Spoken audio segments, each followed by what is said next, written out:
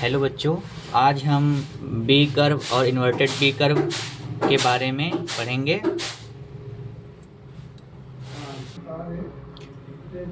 हम B curve और inverted B curve जो बनाते हैं ये कांस्टेंट पावर पे बनाते हैं, at constant power. B curve जो बनता है वो बनता है I A versus I F at constant power, और इन्वर्टेड बी कर्व जो बनता है वो बनता है पावर फैक्टर और I F field current at constant power. Okay, अब हम आगे देखते हैं। मोटर के लिए हम लिखेंगे पावर जो है हमारा क्या है, कांस्टेंट है, तो P इक्वल टू होता है B T I A cos phi equal to constant. अब देखिए, motor is connected to infinite bus bar. Motor को मैंने किस में कनेक्ट किया है, motor is connected to infinite bus bar.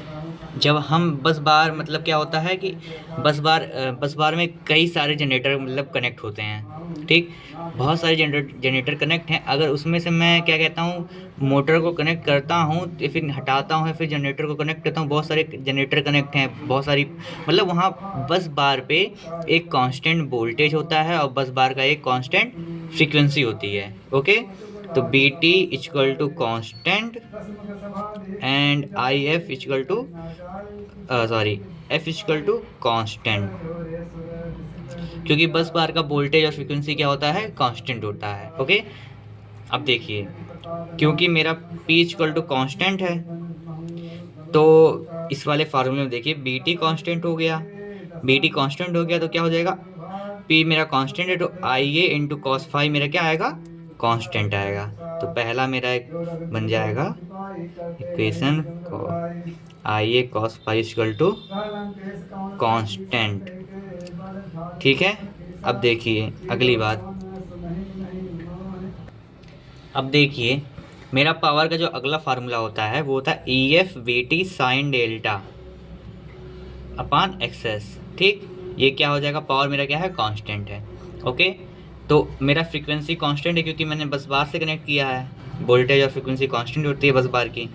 Okay, frequency constant होने की वजह से मेरा एक्सएक्स कांस्टेंट हो गया। मेरा एक्सएक्स कांस्टेंट है, बीटी पहले ही कांस्टेंट था क्योंकि बस बार से कनेक्ट था, तो ई एफ साइन डेल्टा क्या आएगा, मेरा कांस्टेंट आएगा। ठीक है बच्चों, यहाँ तक अब हम समझ चुके हैं। अब हम आगे की बात करते हैं। एक मेरे पास इक्वेशन ये है और एक इक्वेशन मेरी ये है, मेरे पास दो इक्वेशन यहाँ से बन गई हैं। ओके, अगला हम देखते हैं हम। अब देखिए, मेरा I A cos phi equal to constant, E F sine delta equal to constant. अब हम इसका फेजर बनाते हैं, कैसे बनेगा देखिए। मैंने ये वोल्टेज बना लिया,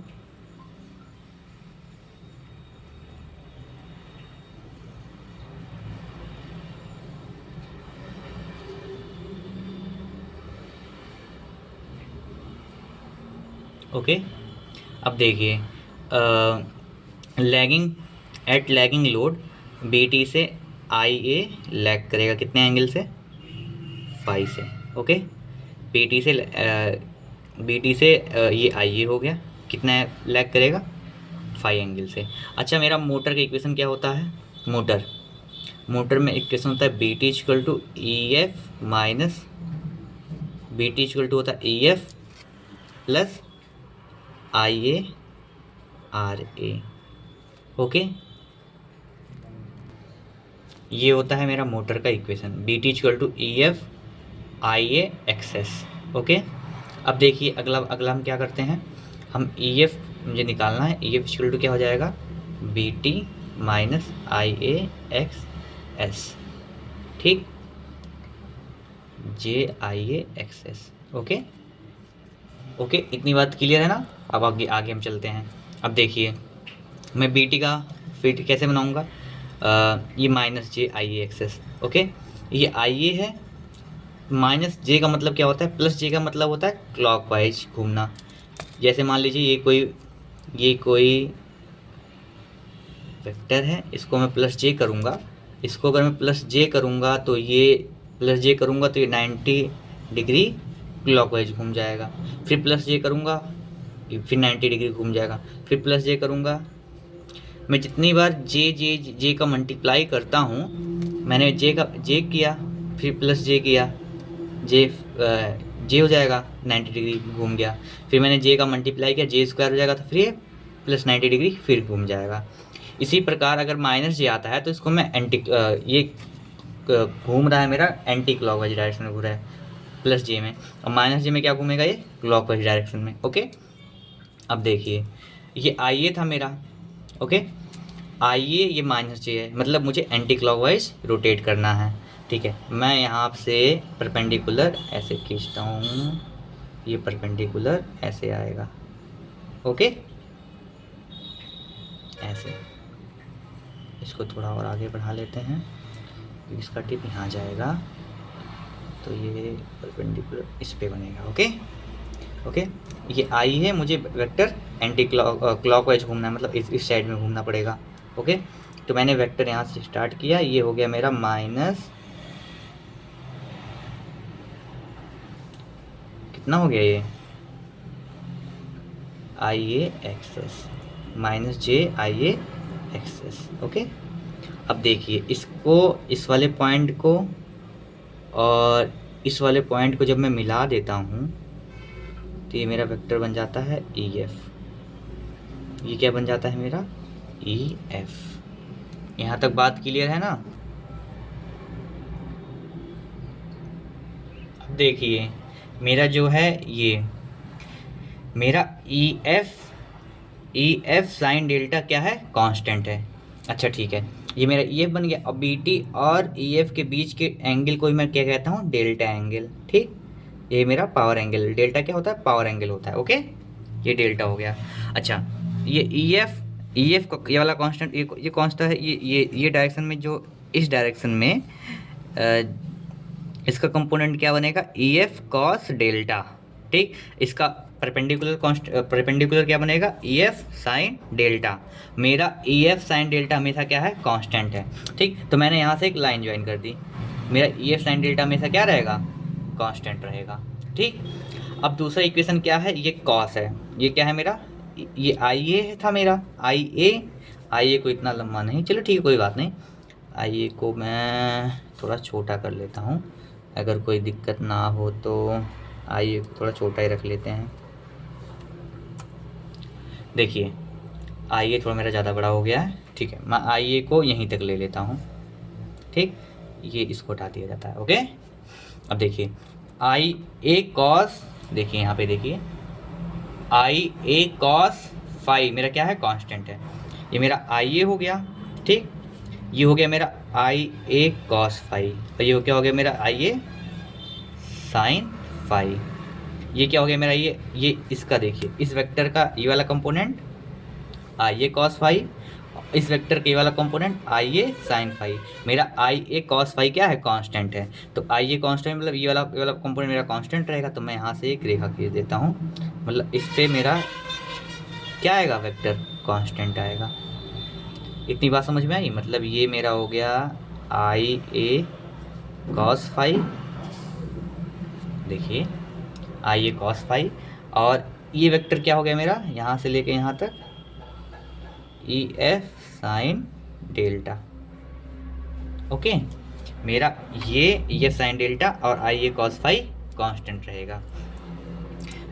ठीक है, अब हम लोग क्या करते हैं,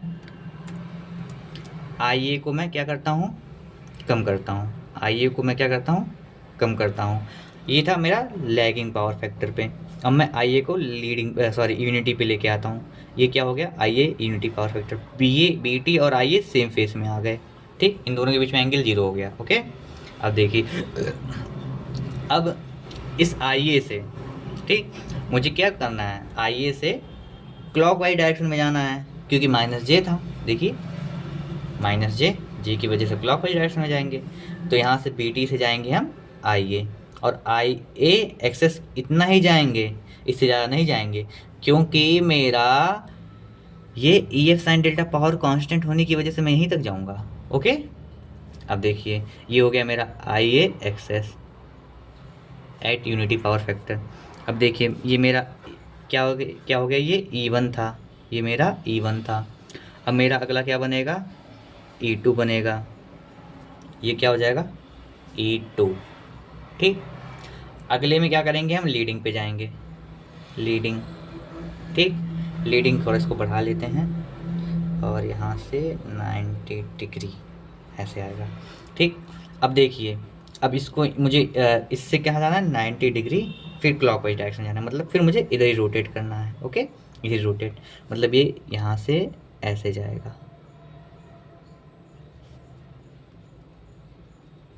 क्या किया मैंने, ये आई ए था, आई ए, इससे मुझे 90 डिग्री क्लॉकवाइज डायरेक्शन में एक वेक्टर मिलेगा, उस वेक्टर को उठा करके मैं ला करके यहाँ जोड़ दूँगा। ये मेरा बन गया E3। ओके, अब देखिए यहाँ से लेके यहाँ तक ये डेल्टा 1 था, फिर डेल्टा 2 हो गया, फिर डेल्टा 3 हो गया। अच्छा, इसमें आपको क्या दिख रहा है, EMF मुझे बढ़ता हुआ दिख रहा है। सबसे लीडिंग पावर फैक्टर पे क्या है, EMF E3 है, सबसे ज़्यादा E3 है, फिर मेरा क्या है E2 है, फिर मेरा E1 है। ठीक, अब उसके बाद अगर E3 ज़्यादा है मतलब इसका फील्ड करंट ज़्यादा है। Okay, IF3 greater than IF2 IF1। ठीक, अब देखिए IF3, अब देखिए क्या कहते हैं, जैसे जैसे मैं क्या कहते हैं यहाँ पे लैगिंग से लीडिंग जा रहा हूँ, पहले डेल्टा देखिए, डेल्टा 3 था, इतना था, फिर डेल्टा 2 हुआ, फिर डेल्टा 1 हुआ, मतलब delta 3 is greater than delta 2 is greater than delta sorry, सबसे ज़्यादा मेरा क्या है, डेल्टा 1 सबसे ज़्यादा है, फिर डेल्टा 2 है, फिर डेल्टा 3 है। तो delta 1 greater than delta 2 greater than delta 3, ये मेरा कंक्लूजन है। ओके, अब देखिए और क्या हो रहा है, आइए पहले घट रहा है फिर बढ़ रहा है, IA1 IA2 IA3, IA1 सबसे ज़्यादा, फिर घटते घटते IA1 हो गया, फिर इंक्रीजिंग करने लगा। ठीक, अब इसका ग्राफ कैसे बनेगा, देखिए देखिए कैसे बनेगा, पहले IA1 क्या हुआ, IA1 ग्रेटर देन IA2 और IA3 ग्रेटर देन IA2। नहीं समझे, अब देखिए ग्राफ हम बनाएंगे,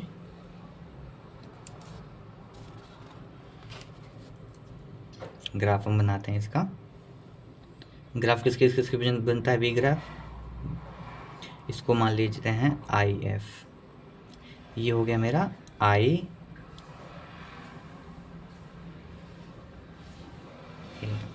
ठीक। अब देखिए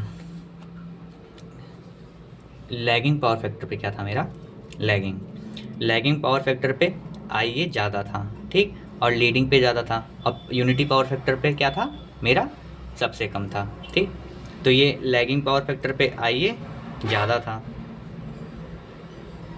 यूनिटी पावर फैक्टर पे कम था, और लीडिंग पावर फैक्टर पे फिर ज़्यादा हो गया था।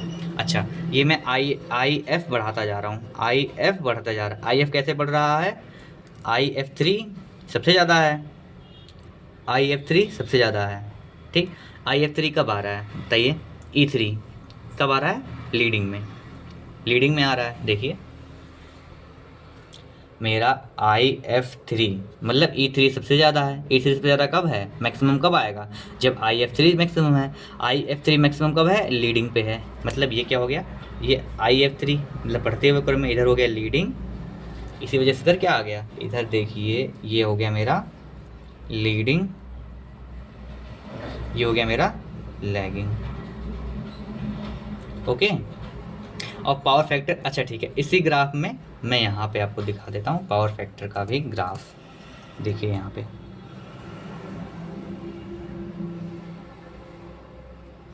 ये पावर फैक्टर हो गया, ये IF हो गया। ठीक। पावर फैक्टर क्या हो रहा है, पावर फैक्टर क्या कर रहा है, पहले देखिए यूनिटी पावर फैक्टर है, ठीक, सबसे ज़्यादा है। इसके इधर लैगिंग पावर फैक्टर लैगिंग है, इधर क्या है, लीडिंग है। यूनिटी पे क्या है, देखिए जब IF3, देखिए जब ये